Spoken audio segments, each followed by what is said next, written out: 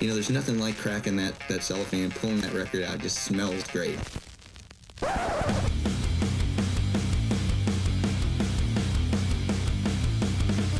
Welcome to BODS Mayhem Hour. Non-stop hardcore energy. I love the show, guys. You're awesome. Unlike any other. With your host, John the Bod, a.k.a.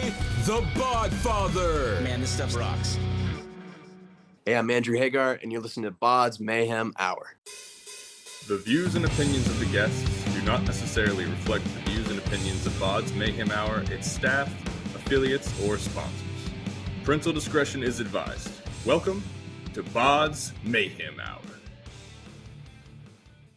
Hey everybody, welcome to BODS Mayhem Hour. I am your host, John the Bod, aka the Bodfather.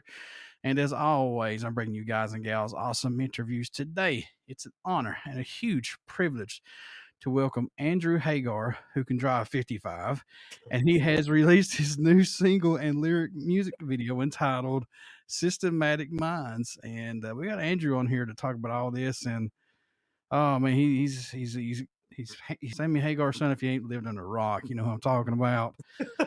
So we're gonna have some fun out of this. He about killed me just a little bit. I about had a heart attack. So anyway, how you doing, man? I'm glad to get you on here finally. Absolutely, doing great, John. How you doing today, man? Other than the little scare. I was on the ropes, but I kicked out again. That ham was coming over that 3 count. I was like, nope, That's right. not getting me.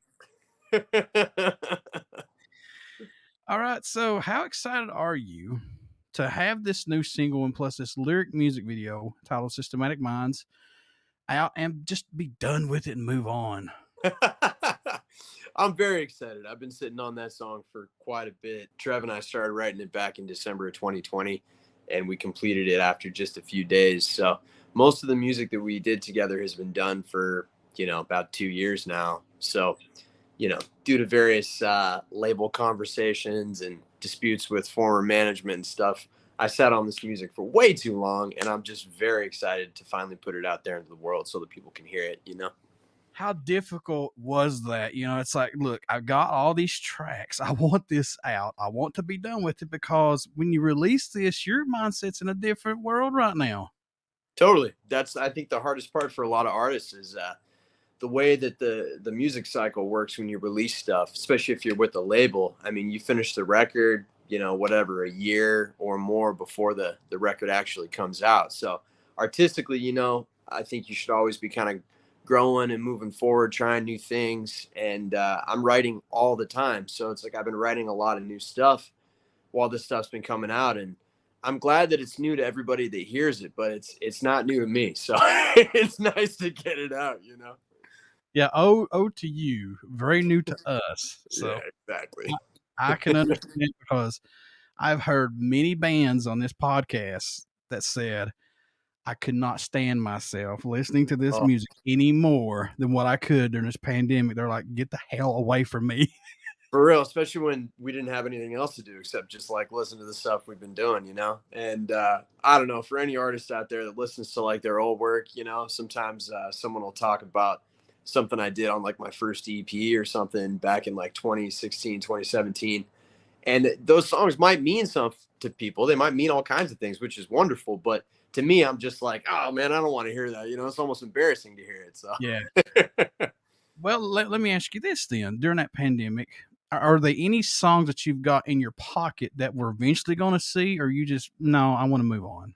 Yeah, absolutely. I mean, I had pretty much a whole record done before I started working with Trev of more like, I don't want to say like Americana style stuff, but that's what I was doing forever. And I had a lot of songs that never saw the light of day, that almost got lost in a failed record deal.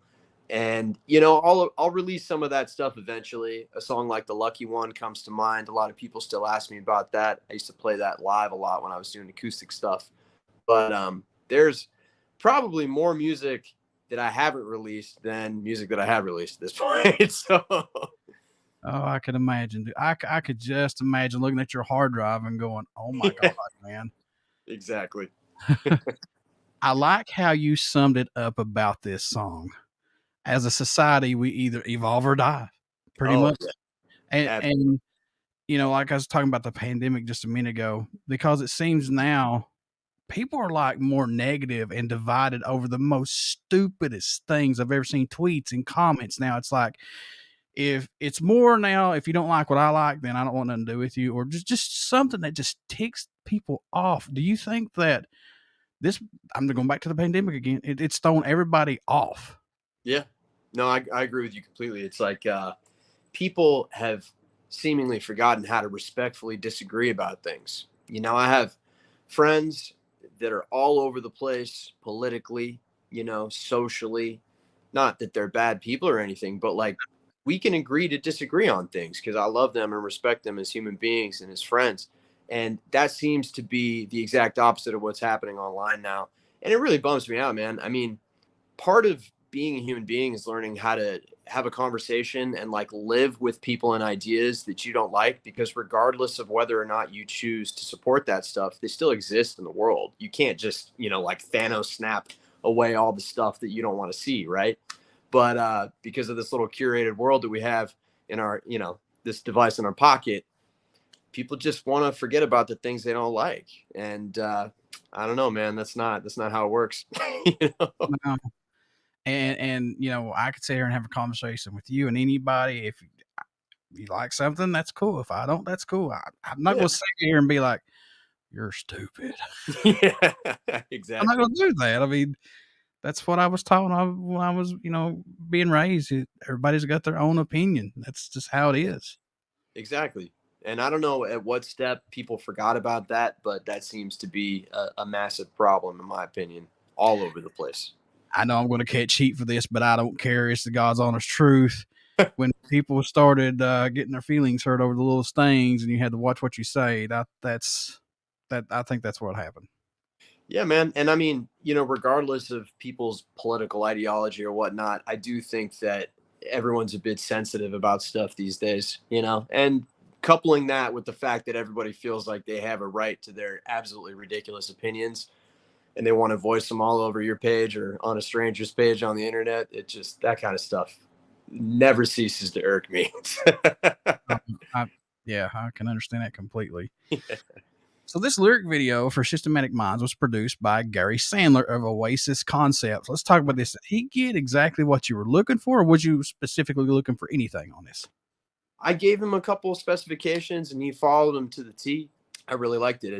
It's simple. It gets the point across. I think visually it looks pretty cool. Captured all the fonts that we use typically with the band stuff. So it was cool. I mean, I don't really see the point in taking a bunch of money and putting it towards, you know, a crazy music video or lyric video when they don't really get seen that often, you know, unless you're a really big band with an installed user base. It's just wasted money trying to make a music video. You know, I didn't spend probably as much money as people think on Red Light Appetite, but I definitely blew the budget a little bit more than I typically would.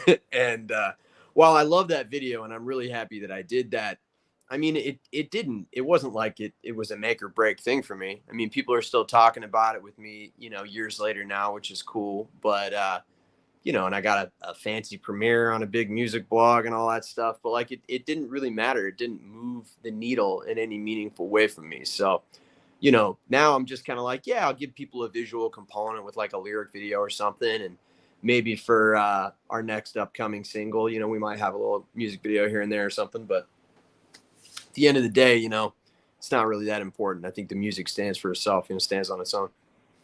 I checked this out and I like it. It's got a creepy vibe to me. It's got a cold feeling. It does. Yeah, for sure. It does. It does. What's the nucleus for you that keeps you moving right along, man? I mean, I generally I have like a little bit of a practice I do every day, things I do every day when I get up and you know, meditate in the morning. I try to do a little bit of writing, journaling, try to do a little bit of songwriting here and there on the daily, try to get in, you know, a good workout or something just to get the blood flowing and keep the blood flowing in my brain, you know, and like just in general, like I have a really simple kind of core existence that keeps me moving forward with things. My policy is kind of like get 1% better every day, you know, at one thing or many things, it doesn't matter. But as long as I'm just growing by just 1%, it might not be a lot. in a day, but over weeks, months, and years, it turns into something really cool. So there you go. There you go. That growth never stops in what you do. absolutely not. Do you feel, Andrew, your music has to come out swinging or no? I mean, there's definitely a little bit of pressure now that I'm releasing stuff under my own name. The music press and fans and stuff who are fans of my father definitely expect a certain type of pedigree, which is why I didn't release stuff under my own name for a long time as I was kind of growing as an artist. But now I'm definitely at a very secure juncture where I feel very comfortable with the artists that I've grown into, with my songwriting, with everything.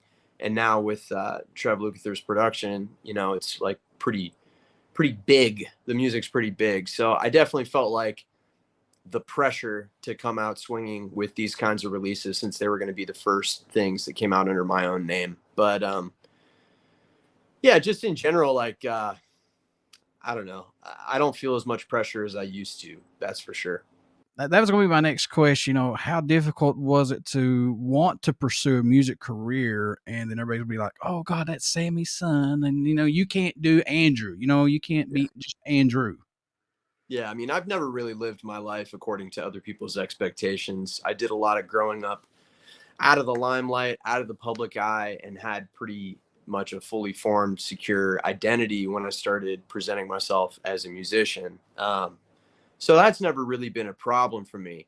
The people who have had an issue or taken issue with the style of music that I did, it's like, cool, man, you don't have to listen.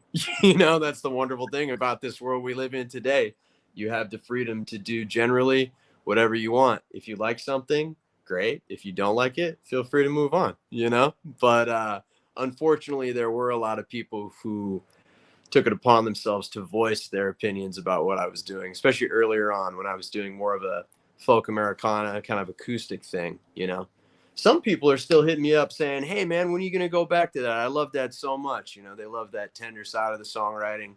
And eventually I'll put out another, EP or LP with that kind of stuff, whether it's under my own name or not. But for the time being, I'm kind of making rock and roll. Yeah, I mean, you as a person, you have to be comfortable in what you want to put out. I mean, yeah, of course, maybe people like the Americana stuff, but you got to be happy as yourself to say, I want to do this perfectly. Most definitely, and like when I was doing things all on my own, like I would never qualify myself as an incredibly capable musician. I'm more of a songwriter. I play a little bit of guitar, a little bit of mandolin, a little bit of harmonica and some other stuff. But, writing more songwriter-ish songs, just me and an acoustic guitar, was definitely more in my wheelhouse. And as I evolved myself as both a musician and a songwriter, now it's like I'm doing, different stuff. Immediately before I started working with Trev, I had more of like a kind of indie rock project. I dabbled in like garage and psych, which is more of like what I listen to on the daily. And eventually I would definitely love to put out some more of like the garage rock, psych rock stuff I was doing with Trevor William Church. But, we'll get there eventually. Right now, what we're doing is really cool, I think, and it's making me very happy and fulfilled as an artist. So that's really important, Hey man, anytime you can add a mandolin into your music, that's fire. Great fire, son. And look, I mean, honestly, if Zach Wilde can take a banjo, Yeah, and put it in his first stuff he came out with, you've done a good job, man. hell yeah. Yeah, and I really like it when people come from outside the box in rock and roll. I mean, Yes, sir. they say everything under the sun's been done, and especially in a genre as old as rock and roll. So anytime you can inject something new into it with some weird instrument or some weird angle, I'm all for it. It's interesting. Andrew, will you be releasing another full length, another EP, or just singles right now? Because is this single right now just a standalone single?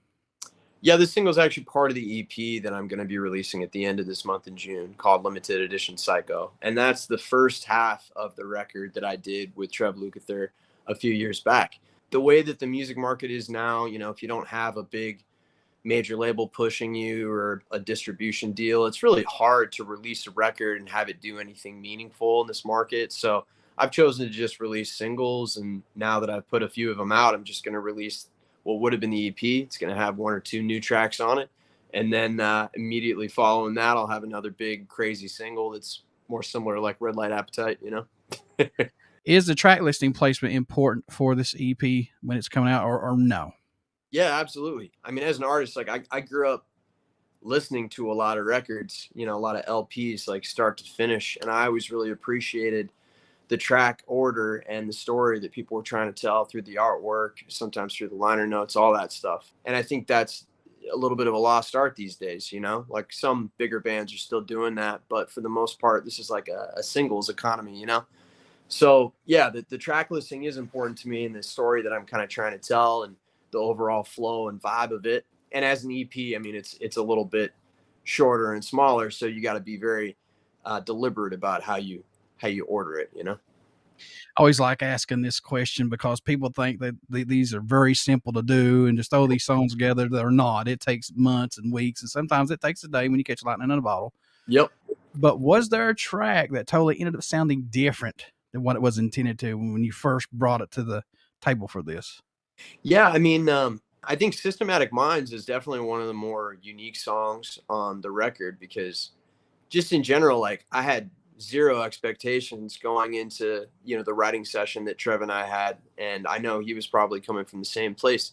He hit me up with just a little bit of an instrumental idea, and I drove down to LA that day and started working with him for the next couple of days to finish the song.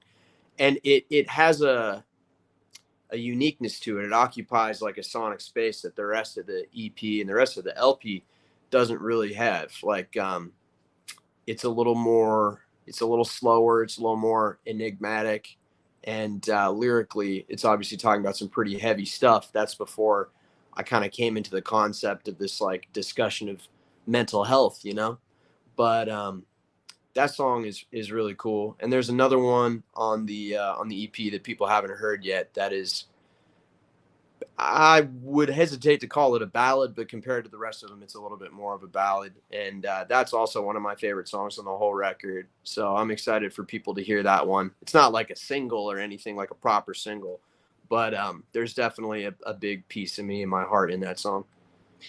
Any songs that didn't make this EP that you painfully had to say, no, not right now, I'm going to save you for later? Is there any other possible we could see on another EP, album, whatever down the road from you?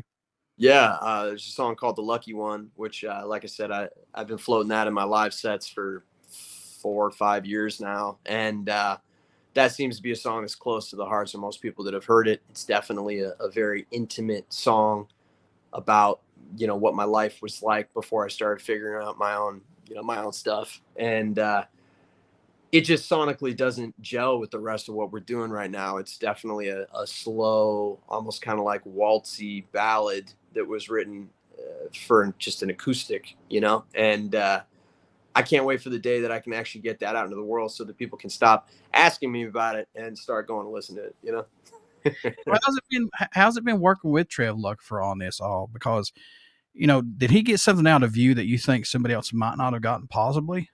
Yeah, absolutely. I mean, the fact that Trev and I had been friends, such great friends for so long prior to working together, was kind of like a secret key ingredient for the music that we've been able to make, because I think it's difficult for artists to collaborate with people they don't really trust.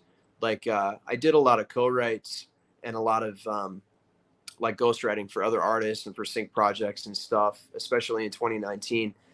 And something that I discovered was, like, before you could do any work in writing, you really had to have a heart-to-heart conversation with the artist you were writing for and kind of get into their head a little bit, get into their voice and see what they were dealing with, almost like a therapy session, because that's really how you kind of get the good stuff lyrically and emotionally. The context of what they're going through in their life is really important for the context of the music. And so Trev and I have always had that rapport. We've always been really good friends that have shared, our deepest, darkest fears and insecurities and stuff with one another. So writing together was really easy because, again, like, I'm a seasoned songwriter and lyricist at this point. Trev is a seasoned songwriter, seasoned producer, seasoned guitar player.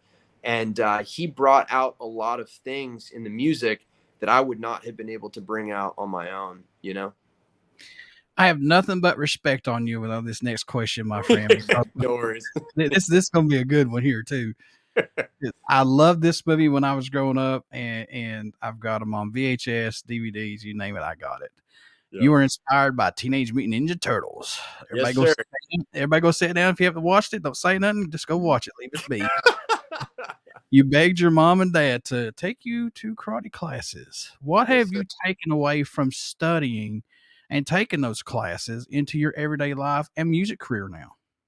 Well, I mean, the majority of my adult life, I was a professional coach. I was a Muay Thai fighter. Competed in some submission grappling tournaments. Like I said, I trained professional amateur athletes, soccer moms, choreographed fight scenes for TV shows, trained actors, all sorts of stuff. Like that's the lion's share of my time as an adult and as a professional was spent in the world of martial arts. And every major lesson that I've learned in my life, I've kind of seen it through that lens. And it all started with an unhealthy obsession and love for the Teenage Mutant Ninja Turtles, of course. But no, man, the discipline that comes with pursuing a career in that business, you get used to taking your L's every single day in the gym. You can't win all the time. And if you are the toughest guy in the room, beating everybody up every day, you're in the wrong room, because that's not how you get better. Yep. So that was one of the most important life lessons I learned. It instilled, a humble quality into my life, because every day, like if I wanted to really be the best that I could be, I had to push myself amongst people who were way better than me. I was getting beat up every day. Like when I, cashed out of my job working in the corporate world and decided to go full time, training people and pursue a career in fighting. I cashed out my 401k, my Roth IRA, all that stuff, and moved to Amsterdam, which would seem like kind of a weird decision to a lot of people, but Amsterdam is like one of the hubs for kickboxing in the world besides Thailand. It's got some of the best, teams and the best fighters ever in the sport of kickboxing.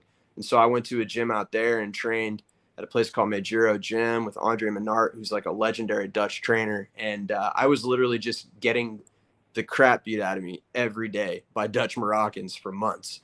And it was one of the best things I could do, because it, forged my mind into a weapon. It forged me into a much stronger human being that was able to like persevere. And so now when I'm out there, even if I have like the worst night of my life on stage, it's way better than even the best night in the ring, from me or one of the guys that I trained. Yeah, I'd have to pack me a heating pad everywhere I'd go if I train with you. That ain't gonna happen. Hey, brother, I still do. I'm broken as hell. All in my shoulders, my hips, my knee. I had knee surgery at 25. All that stuff. God, I see them with those cauliflower ears. I'm going, I don't want to like that, man. Well, that's preventable. A lot of guys just leave it because it looks kind of tough. But women don't particularly like that, at least in my experience, anecdotally. Do you still have that same rush taking the stage today as you did the very first time you took it? Every single time. I don't know that that's ever going to go away. I see my dad, who's been in the music industry for over 50 years now, and he still gets incredibly stressed out and nervous before he plays, especially acoustic shows. And the rush is the same when he comes off. I see him and he's just filled with endorphins and serotonin, and he's still got that adrenaline dump, all that stuff. It's like fighting in the ring without all the bad stuff. And it might not feel quite as good as getting your hand raised, but it definitely it exists in the same space. You know what I mean? I got to know this though. How much of an impact was your dad on your music career? Like, did he say, yeah, go for it, or did he just let you find your own path for it? My dad is always a guy that kind of comes around in terms of his support for whatever I'm doing. Like, he wasn't very supportive of my endeavors in the world of fight sports. His dad was a professional boxer who didn't end up in a very positive light at the end of his career. So he was never really supportive of me doing anything in that space. But once he saw the way that it was enriching my life and my health and all that stuff, he came around and was supportive of it, as long as I wasn't actually competing and fighting anymore. When I started playing music, he, I think, generally regarded it as a hobby. And then once I started getting out there and touring with Kristofferson and Willie Nelson and stuff, I think he kind of took a different look at it. And then when that ended, I think he kind of expected that I was just going to go back to what I was doing before, which was coaching people. But then I took it upon myself to play a ton of open mic nights, practice every single day, start writing more, put together, an EP of solo stuff immediately after all that stuff happened. And then he really started to be supportive and was like, okay, well, yeah, how about you come out and open for me? It wasn't like he just gifted that to me. That wasn't like a foregone conclusion. So, in general, he's been very supportive since then. But as a musical influence, I mean, he didn't really influence me much at all. I took more influence from my mother, because my mother was a very good, like, folk style singer-songwriter. When I was growing up, she was playing a lot of, like, old outlaw country, cowboy poetry, stuff like that around the house. So that's kind of, where my wheelhouse was in terms of songwriting for a long time. See, I told you Andrew can drive 55. I just got a speeding ticket, man. First one in a few years. A couple weeks back when I was driving down to LA. Yeah, it was bad. I narrowly avoided getting my license suspended, so no, I cannot in fact drive 55. Oh my god, dude! And you said you went on tour with one of the Highwaymen, Kristofferson, man. I mean, yep. God, what did you take away going on tour with him, and plus Willie Nelson?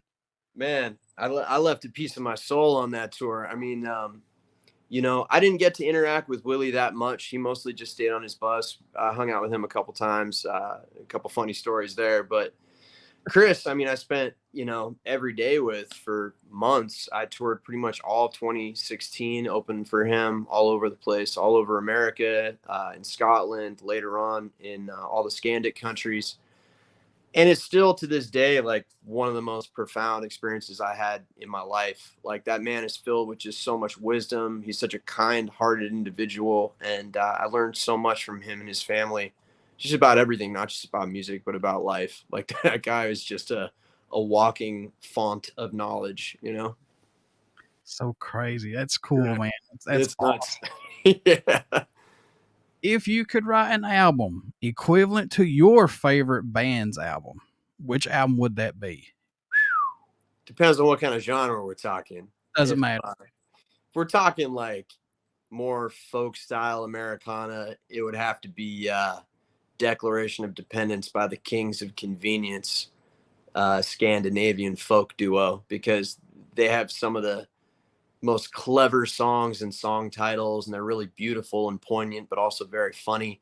And I think that's kind of where I sit in terms of my personality, because I'm just a goofball at heart, but also obviously a little bit of a deep thinker. And I like to write really sad songs. But if we're talking about like something that's a little heavier, like rock and roll, man, I love I'm in Your Mind Fuzz by King Gizzard and the Lizard Wizard. That's one of my favorite records by them, because at heart, I'm just like a dirty garage rock kid, Yeah.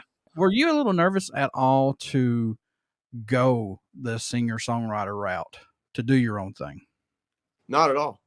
That it felt really natural to me, because again, like, I got into music, like, as a career much later in my life than most people. And I had a lot to say, and I was very secure in where I was at in my headspace and what I was trying to say, my message. So I felt like going into being a singer-songwriter was probably the easiest way for me to get that message across, because it's just me and my acoustic guitar and my harmonica. There's nothing else that people can hear to distract them. There's no, crazy guitar solos or, nasty drum fills and stuff. It's like nothing like that. It was just me. And especially after touring in Europe, seeing that there were all these people who were really hungry to listen to someone, they really wanted to hear what you had to say. It tempered my resolve, because I just, again, like, I had a mission. I had some things I wanted to convey. I was working through all of my issues therapeutically by writing songs. And I felt like just getting up there as a singer-songwriter was the best way for me to communicate that. And it blows my mind when I watch these concerts on YouTube overseas, especially the one that blows my mind is I watched Blackstone Cherry. Oh yeah, great band. I think they're playing over UK, maybe over in the UK, somewhere like that. And I mean, Kris, all he had to do was hit the guitar string. That's it. Kris just stood there, and everybody else, they were singing the song. All they had to do is play the music. That was it. They were singing it. Yep, a different breed over there, music fans. I love it. I mean, no shade to America, but like, I've played a lot of places where it's a venue and a show that's curated specifically for like the singer-songwriter set, but people are still like talking over you in the audience while you're trying to play your music, you know? And it's like, I get it. People are out and about having a good time. People are having drinks and stuff, but it just doesn't compare to Europe where, you know, especially if we're talking like a more acoustic artist, someone like Glenn Hansard doing like a, you know, an intimate set, like you could hear a pin drop in the place. And then as soon as he finishes, they're just erupting in applause. And it's a very respectful environment for musicians. You know, I love that because that's what it's about. You want to communicate something, right? And for you to communicate, people need to be receptive and listen, you know? Some of those tiniest little hoes in the background, man, are the best clubs to ever have an intimate show at. It sounds crazy, but it's the truth. I completely agree with you, you know, and it's like a lot of people get obsessed with the idea of playing like these big stages. Like I've been very fortunate to play big stages like the Kansas City Rock Fest in front of like 30,000 people or something, more than that, even just with an acoustic guitar. I was the only acoustic performer there, the only solo guy. I still don't even know how the hell I did that. But that was wild. And then, you know, it's like I played an open mic night for like 4 people, like more times than I can count. And honestly, like the best crowds are typically in the smaller places because everybody's there for a reason. They want to be there. It's not like a big festival crowd where like half the people don't even want to see the people. They're just waiting for the main event or something. You know what I mean? So yeah, it's funny how that works. So if you could be a member in an iconic band, Andrew, and play one of their legendary shows, which band would it be? What show would it be? Oh, one of their legendary shows? Yeah, if you got That's one. a tough one. Oh, man. I don't know. I would love to play the Tokyo Dome. Any big rock and roll band that played the Tokyo Dome from anywhere from like the 80s to the early 2000s is probably just incredible. You know? Even the Budokan, that would be crazy. Yeah. Budokan would be amazing too. You kidding me? Just to play in Japan. Japanese fans are really, really great too. Same thing as the European fans, you know? I'm a big metal fan. I love music. Me too. And I'll grab a CD. I don't care because the live versions of the Budokan, when you listen to those, yep, they're so great. I don't care who it is that you get. I listen to Ozzy's live at the Budokan all the time. Oh, yeah. And you hear those fans going, I'm like, oh my God. I mean, you could feel it. You could just feel it listening to it.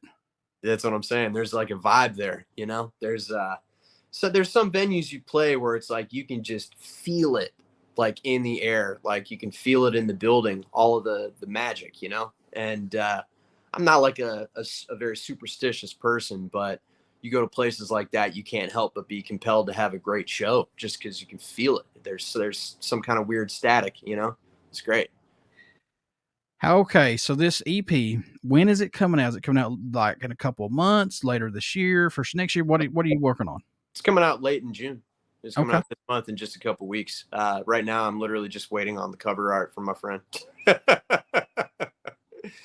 The woes of an independent musician.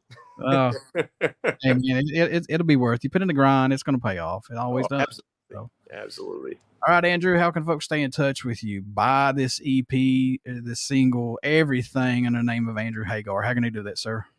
Hit me up on Instagram, TikTok, Facebook. It's at Andrew Hagar Official. And I'm pretty much the most active on Instagram. I got to start making a better effort on TikTok, but you know, it's tough. TikTok, man, all these social medias, you get one down path, man, and here comes another one. It's just a beast. You're like, oh my God, now I got to learn this one. Exactly. Yeah. My friend, before I let you go, would you care to do a promo for my show? Absolutely. Hey, I'm Andrew Hagar, and you're listening to BODS Mayhem Hour. Everybody stick around. We got some great stuff coming up, and you only hear these interviews right here on BODS Mayhem Hour. Get out and check out our Facebook page. Please get out and subscribe to YouTube, to our channel on the YouTube page. And if you like what I'm doing, subscribe to it. I would much appreciate it. And get out and check out Andrew Hagar. Pick up this single, Systematic Minds, and this new EP that's going to come out in the next couple of weeks. Please, folks. And Andrew, thank you so much for doing this interview. This has been a blast, man. It's been amazing, man. Thank you for having me. I had a wonderful time. Yeah, not a problem whatsoever, man.